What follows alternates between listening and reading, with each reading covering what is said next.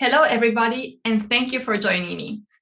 Today, I will talk about the small things that matter in a product, those small improvements that lead to a high impact, and the paper cuts that never get fixed, and why addressing these annoyances in a product is key to having happy customers.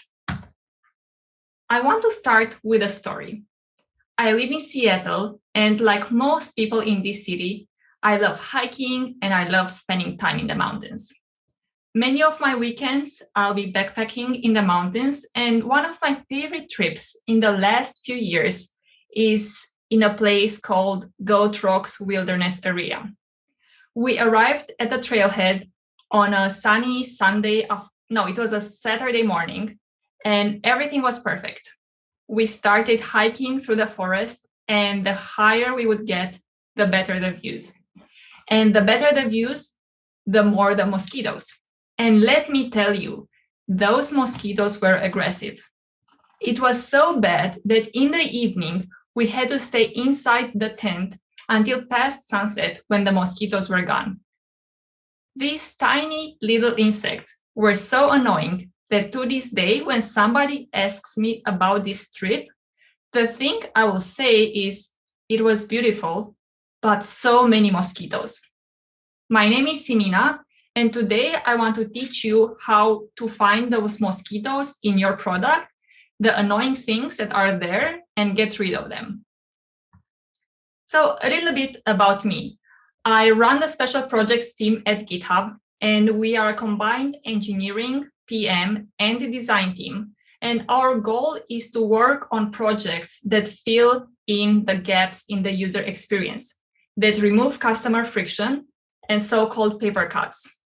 Before GitHub, I used to work at Microsoft, and I also worked on developer productivity and in tools for developers. Now, you probably are sensing that I love thoughtful products and I love really clean, straightforward experiences. And I want to give you an example what I'm talking about. 7 or 8 years ago, when I interviewed at Microsoft, one of the interview questions I got asked was to describe a product I love and why I love it.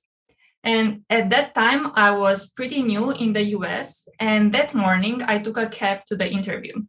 And the cab driver had this little square credit card reader, and it was the first time I've seen this product, and I was mind blown.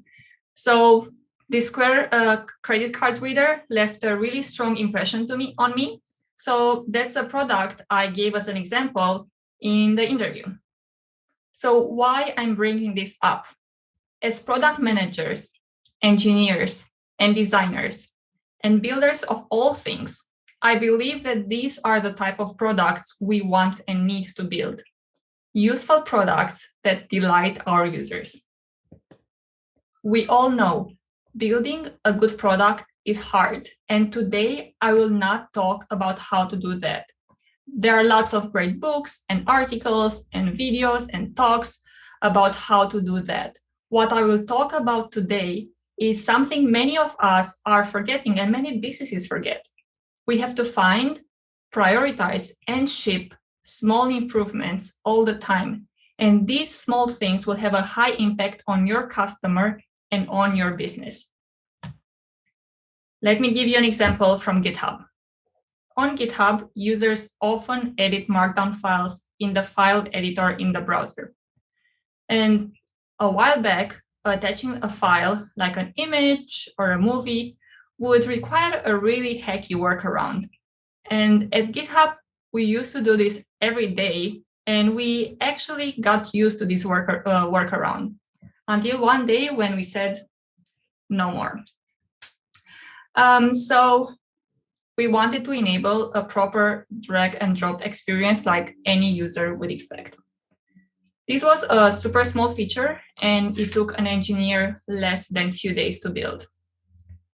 When we were done, our CEO tweeted about the improvement.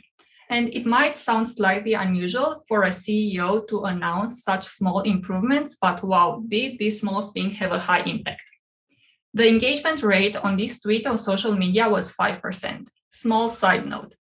Engagement rate means out of the total impressions on a tweet, how many users engaged with it.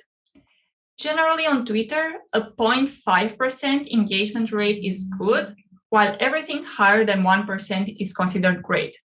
Yet this tweet, for a small improvement, had 5% engagement rate, so we know that it had a high impact. And if we double click on the user comments, they range from somebody saying to Nat that he's my hero, to users noticing multiple of these small changes, to Vincent, who is a software engineer at Microsoft, saying that it's life-changing, that he no longer has to do the hack he used to do. And my favorite comment is from a user who said that he used this feature a few days ago and wasn't even aware that it wasn't there before. It felt so natural to him. So now that you have an idea about the type of improvements I'm talking about, I want to break it down and teach you how you can do small improvements at a steady pace. Your users will notice quickly and they will feel heard and understood. Now, I'm not saying you should only prioritize these small things. Strategic initiatives, shipping new big features are key to a product success, but that's a whole different story and I will not talk about it today. So what do I mean when I say small improvements? There's a few things. The first thing I'm talking about are UX inconsistencies. For instance, a text area with a missing scroll bar so you cannot get at the bottom of the text area, or dialogues with confirmation buttons that sometimes are on the left and sometimes on the right. You get the idea. The second category here is customer friction. These are things that are annoying. For instance, too many mouse clicks to get something done that the user has to do over and over again. Or in the previous example, the hacky workaround for uploading an image to a markdown file. And the last category here is missing workflows. For instance, things that users want to achieve, but they cannot. Now, many times these are bigger features or things that are harder to address, but other times they can be really straightforward. And the challenge for you is to find the low-hanging fruits, and I strongly advise you to start addressing those as soon as possible. Now, why should a product manager or a business prioritize the small improvements?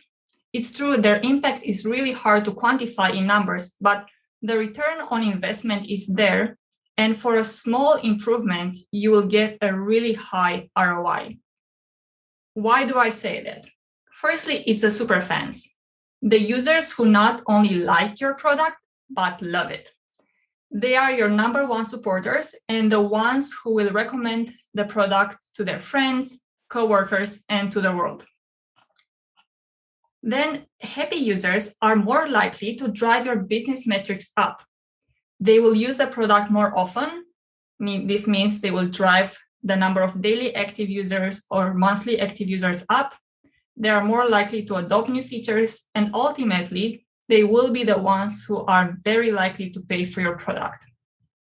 And finally, in an enterprise setting, gone are the days when all the decisions will be taken at the top. Nowadays, enterprise users have the power to influence and drive bottom-up decision-making. And they are the ones who drive adoption of a product in an enterprise. You also have to ship the small improvements at a steady pace. Only shipping a few improvements and then stopping won't cut it. So start small and do it yourself. Then enroll your team to do it with you. And slowly, they will build an eye for finding these small improvements, Papercuts, and UX inconsistencies. And a really nice side effect is that this mindset and attention to detail will also improve the general quality of the other things a team ships. And once you start shipping these small improvements and small things, don't stop. Keep it up. Now let's go back to another example we shipped at GitHub a few months ago.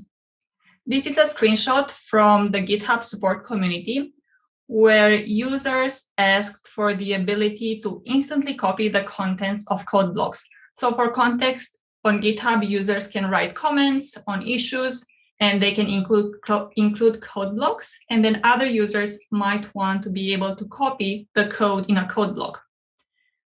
The user asking for this improvement is even saying that this is a minor quality of life thing, but when we looked at the reaction of the community and how many users were supporting this ask, the numbers were indicating that this is something worth addressing.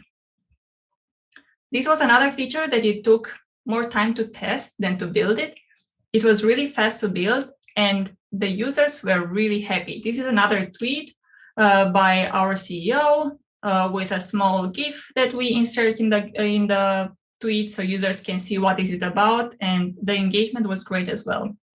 And again, if we double click and look into the users' comments, their reactions were almost disproportional with the amount of work we've done. There will be a special place in heaven for the one who made this PR.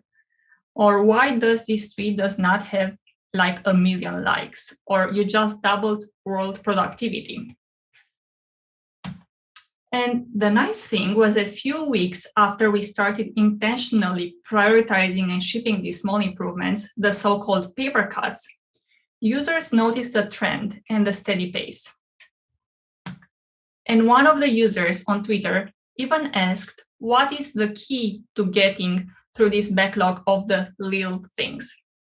And at GitHub, the key is the special projects team.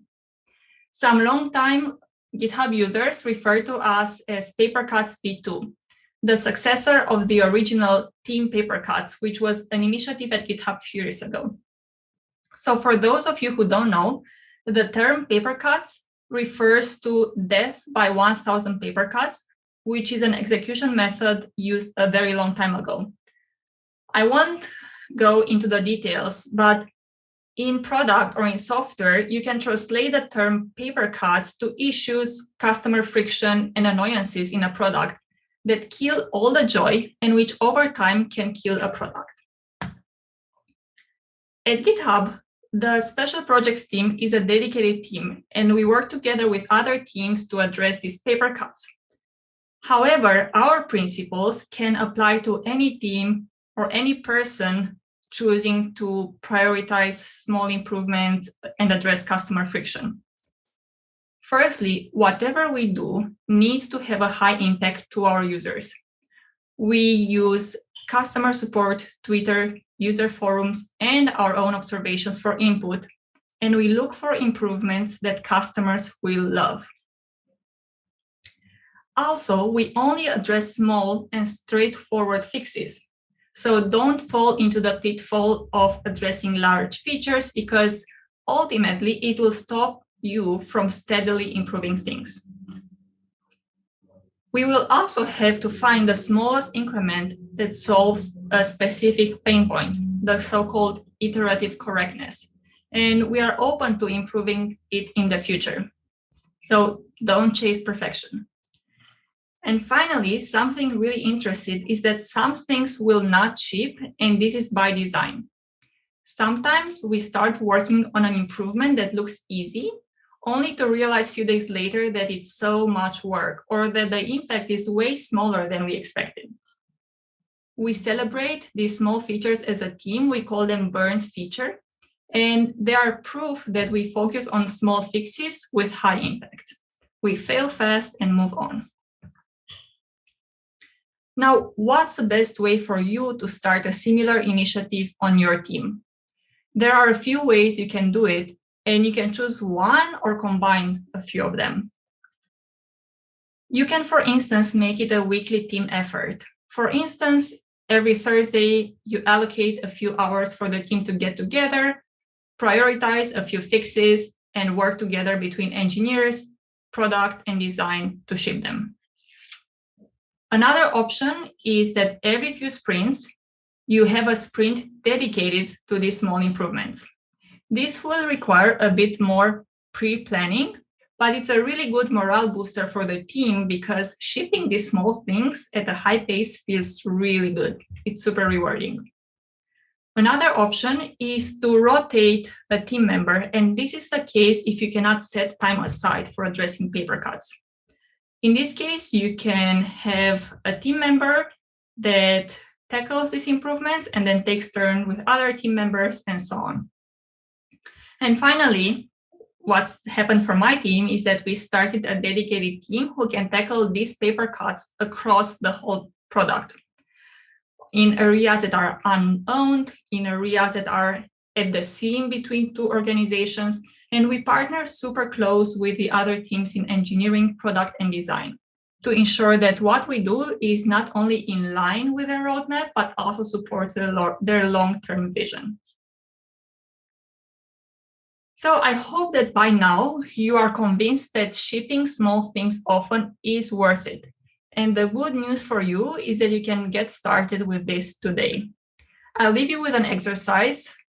I know it as the yellow pad exercise because it involves a piece of paper. So what you have to do is to take a piece of paper and a pen. Don't use a device for taking notes because you won't get the same results. Open the product you want to use and note down everything that annoys you, everything that is not clear. Try to look at it with a beginner mind. Now choose one thing from the list, fix it, and then repeat. With this, we reach the end of the session, so thank you for sticking around. You can say hello to me on Twitter or on LinkedIn, or drop me an email. Also, I'm hiring. Thank you.